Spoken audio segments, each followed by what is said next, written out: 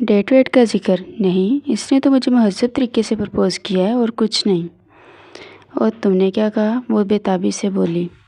میں نے کہا ان معاملات کا اختیار میرے بابا جان کے پاس ہے، لہٰذا وہ ان سے رجوع کریں۔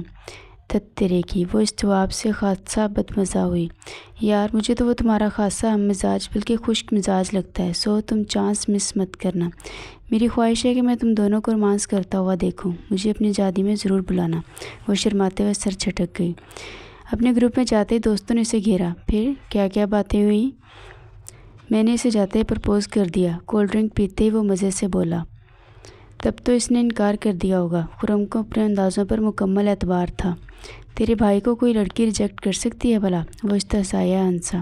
تو کیا اس نے ہاں کر دی؟ خرم ابھی بھی بے یقین تھا۔ مگر نہ بھی نہیں کی۔ اس نے خرم کے بال بکھیرے۔ مان لیا تمہیں۔